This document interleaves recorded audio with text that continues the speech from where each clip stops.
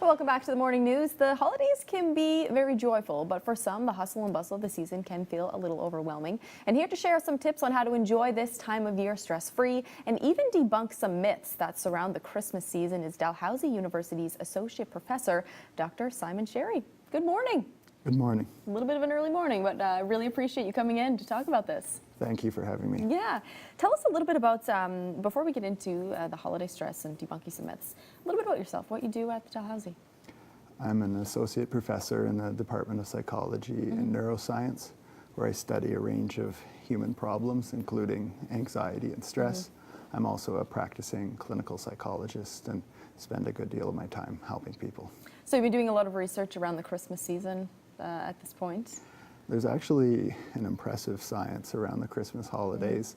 Even a quick search reveals more than 600 articles of a scientific sort on the holiday season. How long have you been doing research on this topic?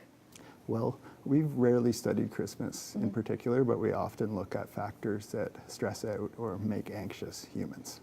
Okay, so for Christmas season, that does happen for some.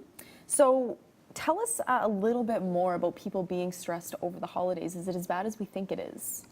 I think there are a lot of popular misconceptions about Christmas. For example, many people think that humans are more prone to suicide around the Christmas season. In fact, that's not true.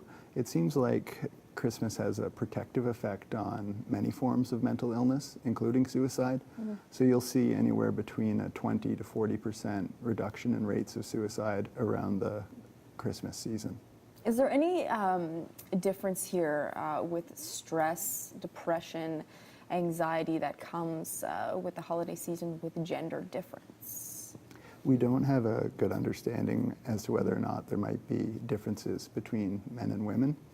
And I should also say that there are some very legitimate Christmas season stressors. We know, for example, there are increases in deaths related to circulatory, metabolic, or digestive problems around the holidays, which is another way of saying you better be careful what you eat.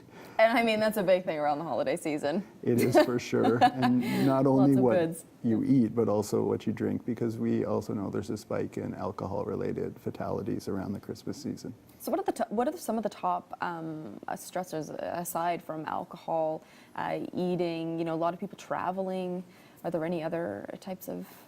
Well, as a clinical psychologist, I'm bounded by confidentiality, so I couldn't either confirm or deny whether I've actually treated Santa. But I can say that Santa himself gives us an example of why people are often very stressed over the holidays. He's incredibly time pressured, and he's someone who's struggling with a health condition of obesity. Eating too many cookies. Too many He sweets. has undoubtedly the worst case of binge eating disorder I've ever seen. And so we might ask ourselves, why is it that Santa struggles so much? And really, Santa's our sort of secular Christmas icon, and what he emphasizes is the material aspects of Christmas. Santa's all about giving and receiving gifts and consumption. And Santa's experience is consistent with what the scientific literature tells us. And that is, if you focus heavily on the material aspects, on consumption, on giving and receiving gifts, it tends to make Christmas a more stressful experience. And in contrast to that, one consistent finding you can see in this research literature is that people who focus on family and belonging and togetherness seem to enjoy their Christmas experience more. And in addition to that, you also see that people who appreciate religion and participate in that experience, if it's part of their belief tradition, seem to have a lot more meaning and satisfaction during the holidays. I find it kind of hard to balance the two. I mean, there's so much pressure these days with the material side of Christmas. How do you go about not getting so wrapped up in that, even as a family?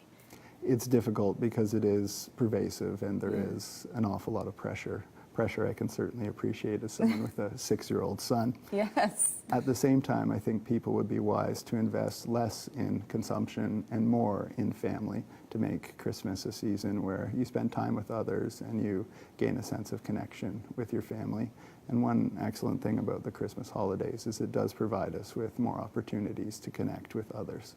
Absolutely. Well, thank you so much for coming in. Some great tips on how to de-stress over the holidays. And I think the big thing is it all comes back to family and friends. Really spend a lot of time giving, and that's what Christmas is all about. So thank you. Really appreciate coming in this morning. Thank you for having me.